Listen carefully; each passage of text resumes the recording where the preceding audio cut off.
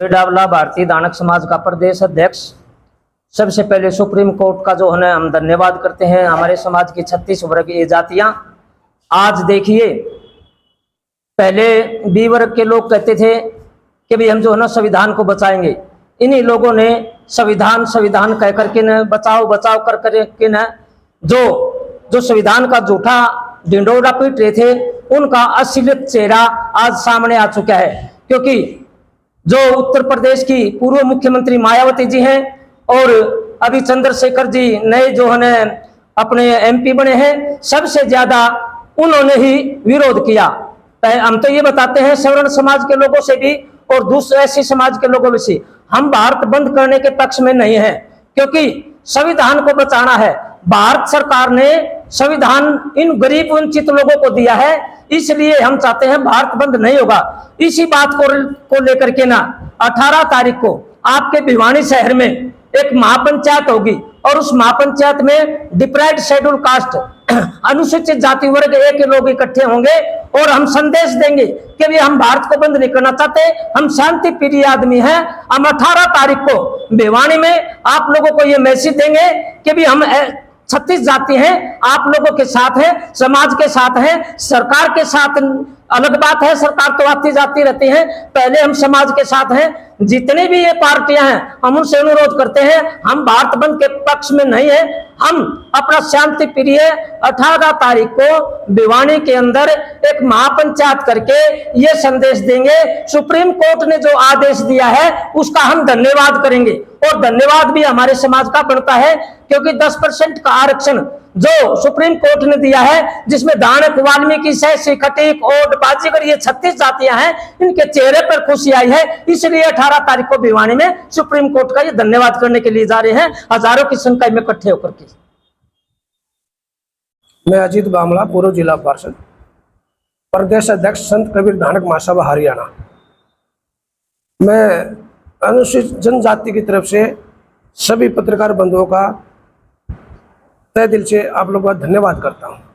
जो आज का हमारा मुद्दा है, आज का हमारा मुद्दा ये है, जो 1994 में कांग्रेस सरकार ने जो अनुसूचित और अनुसूचित जनजाति 2 वर्गों में बांटा था, उसमें सभी के हिस्से की नौकरियां मिलती थी। और माननीय चौधरी बंसी लाल जी जो 1996 से 1999 की सरकार थी, हमारे जो SC/B के भाई थे वो माननीय चौधरी बंसी लाल जी के पास भी गए, तो चौधरी बंसी लाल ने सारा मुद्दा पढ़ा, सारे इनके तथ्यों पर आधार पर माननीय स्वर्गीय चौधरी बंसी लाल जी ने ये कहा भाई अब तो इन नौकरी में इनका हिस्सा है, जबकि इनका एडमिशन में अगर इन बच्चों का एडमिशन नहीं होगा तो ये नौकरी कहाँ से लगेंगे।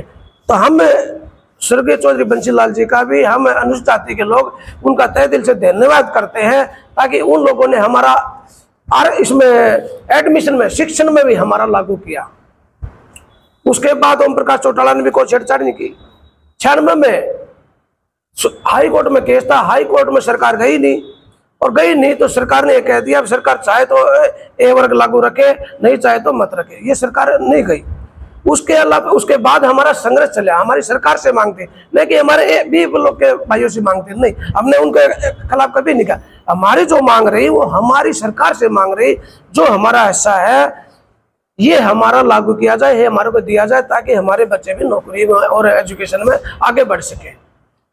उस संघर्ष के 20 साल के बाद माननीय सुप्रीम कोर्ट ने 1/8/2024 को 7 जजों का फैसला आया है। 7 जजों का फैसले ने पूरा निर्णय करके, पूरा देश का सर्वे करके उन्होंने जायज माना है। उन्होंने ये कहा है इनका ये लागू होना चाहिए। हमारी सरकार से मांग है, अभी जब सुप्रीम कोर्ट का फैसला आ गया तो ये तुरंत बीजेपी सरकार इसको लागू करे। जब भी हम मिलते थे तो एक ही बात कहते थे, अभी ये सुप्रीम कोर्ट में फैसला है, सुप्रीम कोर्ट में चल रहा है, जैसे सुप्रीम कोर्ट का फैसला आएगा हम लागू कर देंगे। जैसे 2020 में खट्टर साहब ने जिस प्रकार से हमारी कबीर जयंती थी जिंद में, खट्टर साहब ने हमारा शिक्षण संस्था में लागू किया, उसी आधार पर आज हमारा नौकरी में भी लागू किया जाए। तो ये हमारी मांग है और सुप्रीम कोर्ट का हम धन्यवाद भी करते हैं। इसके अलावा जो हमारे भाई 21 तारीख को जिस प्रकार से बंद करने के आह्वान कर रहे हैं, ये बिल्कुल सरासर गलत है। जो हमारे अनुसूचित जाति जनजाति के जो लोग हैं वह बिल्कुल इस बात का हक में नहीं है। अगर ये बंद करने की बात करते तो वह लोग खुलवाने की बात करें। हम नहीं चाहते भी कोई भी मतलब किसी प्रकार की बाधा पड़े बाजारों में या किसी प्रकार के आन जान व्हीकलों में बाधा पड़े। हम इसके जिम्मेवार सरकार होगी। हम बिल्कुल चाहते हैं कोई भी बंद ना हो। अगर वो बंद कराने की कोशिश करें हम उनको खुलाने की कोशिश करेंगे। ये हमारी मांग है, जल्दी से जल्दी लागू किया जाए। धन्यवाद। आज की प्रेस में क्या संदेश देना चाह रहे हैं? सर्वप्रथम तो मैं मीडिया बंधुओं का यहाँ आने पर विशेष आभार व्यक्त करता हूँ। आपके माध्यम से जो ना पूरे देश और सरकार को ये बात पहुँचाने के लिए आप जो यहाँ पर पहुँचे हैं, हम आपका आभार व्यक्त करते हैं। देखिए बंधु, हमारा जो ये डीएससी वर्ग का जो माननीय सुप्रीम कोर्ट ने जो डिसीजन दिया है, ये माननीय सुप्रीम कोर्ट ने डिसीजन देकर डीएससी समाज को मैं समझता हूँ कि एक जो ना संजीवनी देने का काम किया है। और इस संजीवनी को जो माननीय सर्वोच्च न्यायालय ने हमें संजीवनी देने का काम किया है, हम चाहते हैं कि जो डीएससी सरकार की जो फैसला है सुप्रीम कोर्ट का, ये हरियाणा सरकार जल्द से जल्द इसको लागू करने का काम करें। मैं आपको एक विशेष तौर से जो ना उस पिछले उसमें जाऊंगा मैं गहराई में कि 2004 में जब आंध्र प्रदेश में जो ना इन्होंने चमार वर्ग के लोगों ने वहाँ जो ना आंध्र सरकार ने हमारे को डीएससी समाज को जो ना आरक्षण वर्गीकरण दे रखा था, तो उन्होंने सुप्रीम कोर्ट में पिटीशन डालकर और उन्होंने वहाँ से खारिज करवाया। ठीक है जी। तो सुप्रीम कोर्ट के फैसले को हमने जो ना स्वीकार किया। हमने सुप्रीम कोर्ट या माननीय सुप्रीम कोर्ट का हमने विरोध नहीं किया। उसके बाद जो ना ये हरियाणा का जो पंजाब और हरियाणा का जो मामला था वर्गीकरण का 12.5% जो आरक्षण दिया, तो चमार महासभा ने हाई कोर्ट में जो है ना पिटीशन दायर की डीएससी समाज के खिलाफ। हमने वहां भी जो है ना इसका कोई विरोध नहीं किया। तो अब जो माननीय सुप्रीम कोर्ट का जो डिसीजन आया है डीएससी समाज के जो पक्ष में, तो अब आप देख रहे हैं सभी लोग कि कैसे जो है ना ये लोग संविधान की अवहेलना कर रहे हैं, माननीय सर्वोच्च न्यायालय का जो है ना ये फैसला स्वीकार नहीं कर रहे हैं।